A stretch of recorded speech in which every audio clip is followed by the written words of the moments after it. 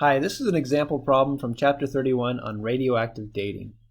Here it says we have a half-life for the alpha decay of uranium-238. It's 4.47 billion years.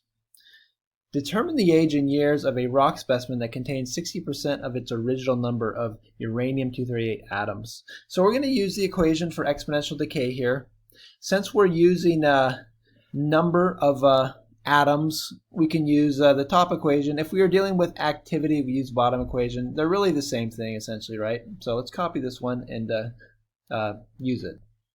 All right, so we are given a percentage of the original number of the radioactive species. Well, how does that work out in this equation?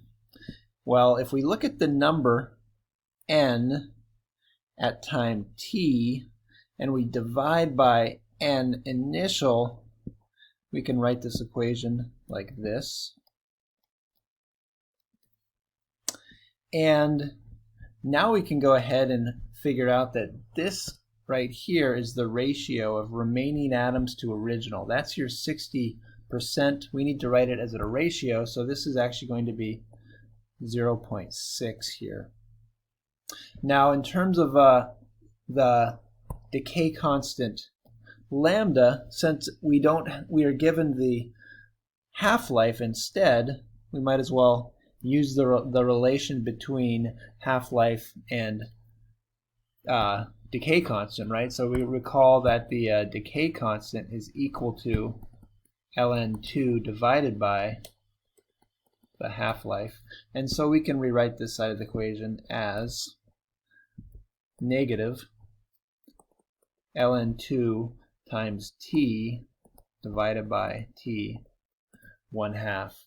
And that's useful because now we can keep our time in years and we'll get an answer in years. So 0.6, that's the ratio of remaining radioactive atoms after so many years to the initial amount.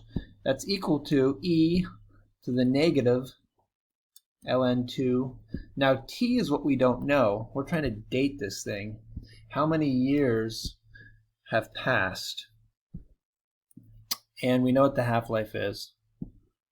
4.47. I'm just going to leave it as t 1/2. We know what it is, but I got to do a bunch of algebra here, so we need to solve for t. We know everything else. So how do we undo the exponential, the exponential function? We use natural log, so we're going to go ln of both sides of the equation. And when I ln this side of the equation, that undoes the exponential function. So we're left with minus ln2 times t divided by t 1/2. We've got a little bit more algebra to do here. So let's go ahead and rearrange this a little bit here.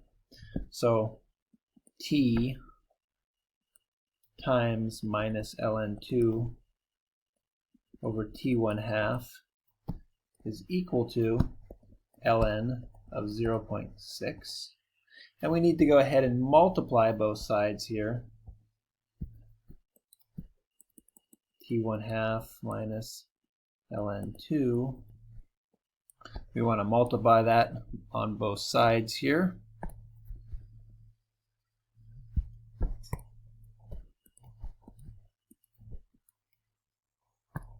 And we can come up with an answer now, plugging in our values.